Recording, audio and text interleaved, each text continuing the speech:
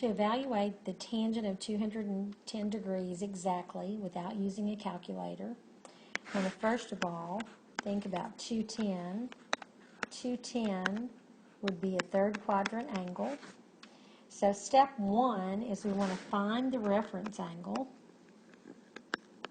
And the reference angle when you're in the third quadrant would be 210 minus 180, which is 30 degrees.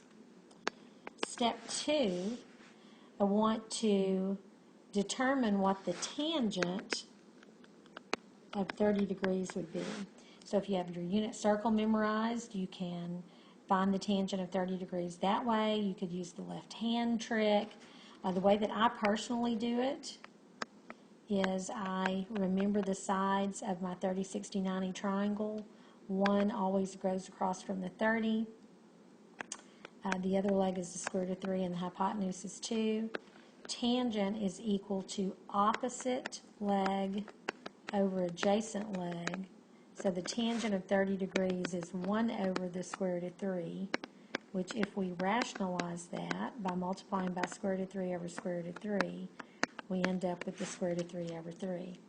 And then I need to go back and put the appropriate sign. Well, I'm in the third quadrant, and in the third quadrant, tangent is positive.